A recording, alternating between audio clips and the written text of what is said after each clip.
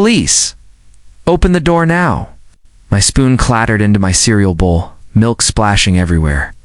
Sirens wailed outside, red and blue lights flashing through my living room curtains. My heart pounded like I'd just run a marathon. Was I being raided? Had I accidentally committed a crime? I'm Jake, a 30-something graphic designer who just moved into a sleepy suburban. This neighborhood chasing the American dream, a quiet house, a backyard for my dog, and maybe a few friendly neighbors. Spoiler alert, I got way more than I bargained. For thanks to a 6-foot fence and the ultimate HOA Karen, it all began a week earlier. My new house was perfect, except for one thing. My backyard was a total fishbowl. Neighbors could see every move, whether I was grilling burgers, chilling with my golden retriever Max, or tripping over a garden hose, don't ask. I craved privacy, so I did my homework. I scoured the HOA rulebook like it was a treasure map. Page 17, Section 4. Fences up to 6 feet in height are permitted with proper approval. Jackpot. I filed for permits, got them approved, and hired a local contractor. 3 days later, my sleek cedar fence stood tall, smelling like fresh wood and freedom. It was gorgeous, modern, sturdy, and exactly 6 feet high. I cracked a soda, admired my private oasis, and thought, life is good. Then came Monday morning. I was halfway through my Cheerios when the doorbell rang like a fire alarm.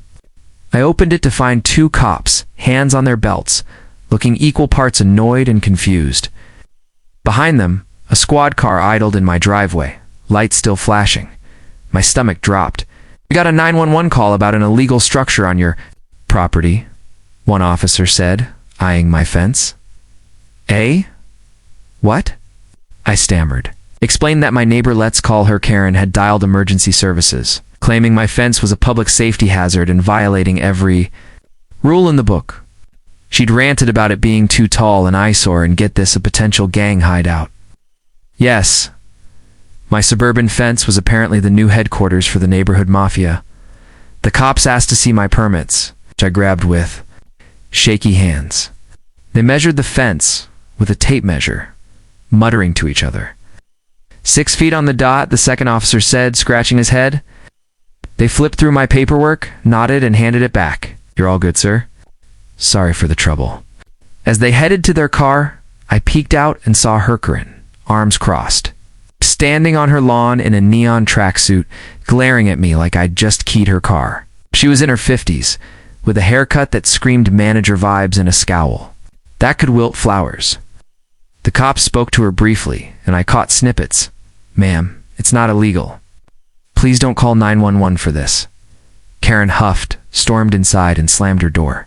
The cops drove off, but I knew this was just round one. My fence had started a war, and Karen was ready to bring the big guns. Karen wasn't just a nosy neighbor. She was the HOA's self-appointed dictator.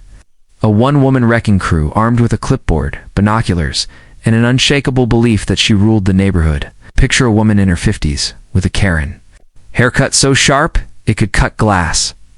A permanent scowl. And a wardrobe of tracksuits in colors that screamed, "I'm here to complain." After the 911 fiasco, she declared war on my fence and me. It was like she'd made it her life's mission to make me regret ever moving in. It started with the emails. My inbox became a battlefield, flooded with her daily rants. "Your fence is a hideous monstrosity. It's blocking my view of the neighborhood." Her view of my backyard. "Okay, Karen." She even claimed it was lowering property values by at least 10%, as if she'd personally appraised every house on the block. I tried to be polite, replying with, "I checked the rules, and the fence is approved. Big mistake." That just fueled her fire. She escalated to leaving. Passive-aggressive notes taped to my mailbox. "This fence is an embarrassment. Remove it or face consequences." Consequences. I have expected her to show up with a sledgehammer. Then came the HOA fines. Karen, a board member, wielded her power like a medieval queen. A week after the 911 call, I got a letter fining me $100. For unapproved modifications, I was livid, but prepared. At the next HOA meeting, I marched in with my permits, ready to fight. The board, mostly older folks, who seemed exhausted by Karen's antics, reviewed my paperwork and dropped the fine in 5 minutes. One member even whispered, "She does this to everyone." I thought that would end it, but Karen was relentless. She launched a petition to ban tall fences, claiming mine was a safety hazard that could collapse and injure someone or attract vandals. She went door to door, her clipboard like a badge of authority, spinning wild tales. One neighbor told me she'd claimed my fence was encouraging loitering teens. The only teen on our street was a shy kid who played Minecraft all day. Most neighbors rolled their eyes at her petition, but a few signed it, either out of fear or because they didn't want her camped on their doorstep. Karen even started patrolling my property line, binoculars in hand, snapping photos of my fence like she was building a case for the FBI. Once, I caught her measuring my grass with a ruler, muttering about overgrown lawns, waved cheerfully, and she nearly tripped, running back to her house. It was stressful, but also kind of hilarious. She was like a cartoon villain, minus the charm. My friends started calling her Fenceagate Karen, and we'd laugh over beers, but inside, I was fuming. I'd followed every rule, and she was turning my dream home into a nightmare. I knew I had to fight back, but not with her tactics. I needed something smarter. After weeks of Karen's harassment, I was at my breaking point. One night, sprawled on my couch with Max snoring beside me, I doom-scrolled Reddit to escape the stress. That's when I stumbled on a subreddit called r/malicious compliance. Post caught my eye. Someone had turned an HOA complaint to a neighborhood triumph by following the rules in the most epic way possible. My brain lit up like a firework.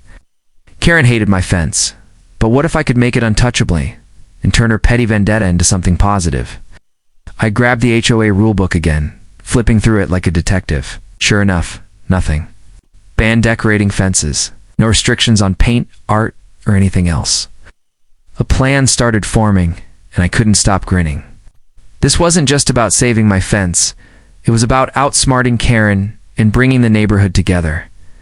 The next morning, called my best friend Mike, a local artist who paints murals for coffee shops and breweries. Over coffee at my kitchen table, I pitched my idea. What if we turn my fence into a community art project, like a giant mural everyone helps paint?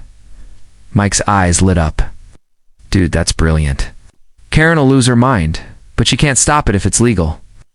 We brainstormed designs, bright colors, local vibes, maybe a subtle jab at nosy neighbors. Mike suggested eco-friendly paint to keep it sustainable, plus stencils for kids to join in. I loved it. This wasn't just a fence anymore. It was a chance to flip the script on Karen's drama. But I needed Bean. Karen had scared some neighbors into signing her petition, so I had to win them over. I started small, knocking on doors of the friendlier folks I'd met, like Sarah, the mom across the street with 2 kids, and Mr. Patel, the retired teacher next door. I explained my idea, a fence painting party with free food, music, and a chance to make the fence a neighborhood landmark.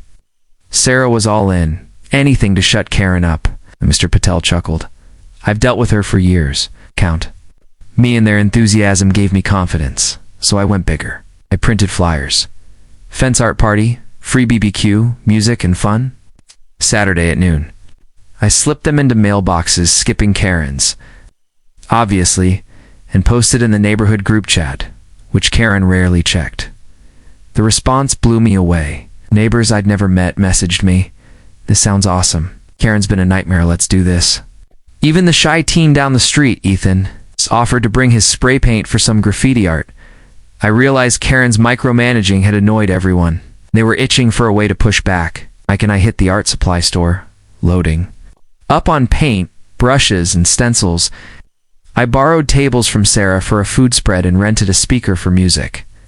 The plan was coming together, but I was nervous. What if Karen sabotaged it? What if no one showed? I pushed the doubts aside. This had to work not just for me, but for everyone tired of living under Karen's thumb. Saturday morning arrived like a burst of sunshine after weeks of Karen's storm. My backyard transformed into a vibrant festival, and I could hardly believe my eyes. By 11 a.m., neighbors were streaming in, families, kids, dogs, even Mrs. Larson, the 8-year-old grandma from down the street, rolling up with her walker and a mischievous grin. I'd borrowed tables from Sarah for a BBQ spread, burgers, hot dogs, veggie skewers, and a mountain of chips. A rented Bluetooth speaker blasted a playlist of pop hits and classic rock, setting the mood. Mike, in his paint-splattered overalls, was already at the fence, sketching outlines with chalk local landmarks like the town's old water tower, a field of sunflowers, and, of course, a cheeky cartoon of a nosy neighbor peeking over a fence with binoculars. We all knew who that was. Closing parenthesis. The energy was electric. Kids ran around clutching paintbrushes like tiny artists, while parents sipped lemonade and chatted.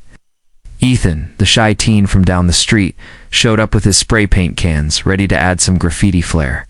"Can I do a dragon?" asked, eyes sparkling. "Go wild, man," I said, handing him a section of the fence. Sarah's kids, Lily and Ben, were slapping neon handprints everywhere, giggling as paint smeared their cheeks. Mr. Patel, who I learned was an amateur painter, took a brush and started detailing a stunning oak tree, inspired by the one in his front yard. Even Max got in on the action, wagging his tail as a kid painted him with a dab of washable blue on his nose. I worked the grill, flipping burgers and cracking jokes, but my eyes kept darting to the fence. It was coming alive. Bright yellows, blues, and reds swirled into murals of our town's history, from the old diner to the annual fair's Ferris wheel. Mike had roped in a few teens to help with a geometric pattern that looked straight out of an art gallery. One neighbor, Carlos, a mechanic with zero art experience, laughed as he painted a lopsided car, saying, "Hey, it's my masterpiece." The best part? People were bonding. Neighbors who'd barely spoken before swapped stories, many about Karen's reign of terror. Sarah shared how Karen once fined her for unauthorized Halloween decorations, a plastic skeleton. Really? Mr. Patel admitted she'd complained about his overly bright porch light. It was like the fence gave everyone permission to vent and connect. As the sun dipped, the fence was a masterpiece. Handprints, murals, and Ethan's dragon glowed. Under the string lights I'd hung, kids took selfies, parents snapped photos, and Mrs. Larson declared it the best thing this neighborhood's seen in years. I felt a lump in my throat, not just because the fence looked amazing, but because we'd turned Karen's drama into something beautiful. The neighborhood wasn't just a collection of houses anymore, it was a community. But the real test was coming: Karen's reaction. Monday morning, I was jolted awake by a shriek that could shatter glass. "This is vandalism, an abomination." Karen stood on my lawn, face beat tread, waving her phone like a weapon. Her neon tracksuit glowed in the dawn light, and her voice carried across the street. I stumbled to the door in my pajamas, Max barking at my heels, and peeked out. She was pacing, ranting about the disgraceful fence, threatening to call the HOA, the police, even the mayor. I took a deep breath, grabbed my coffee, and stepped onto the porch with the calmest smile I could muster. "Morning, Karen," I said, sipping my mug. "It's my property, and the HOA allows decorations. Had a problem? Take it up with the board." Her jaw dropped, and for the first time she was speechless. She sputtered, turned on her heel, and stormed off, her flip-flops slapping the pavement. I knew the real showdown was coming at the HOA meeting that Thursday. Karen had been rallying her small group of petition signers, and I braced for a fight. But I wasn't alone anymore. The painting party had changed everything. Neighbors, who'd barely waved before, were now texting me memes about Karen and planning to show up. Sarah, Mr. Patel, and even Ethan's mom were ready to back me. Mike printed photos from the party to show the board what the fence meant to us. I spent the week prepping, rechecking the bylaws, and practicing my speech. I wasn't just defending my fence. I was defending our community's right to have a little fun. The meeting was packed, standing room only, in the community center. Karen marched in, clipboard in hand, looking like she'd rehearsed her speech in front of a mirror. She launched into a tirade. "This fence is a blight. It's graffiti, not art. It's lowering property values and encouraging delinquency." She waved her petition, now with 12 signatures out of 50 houses. The board, 3 retirees who'd seen Karen's meltdowns before, looked unimpressed. Then it was my turn.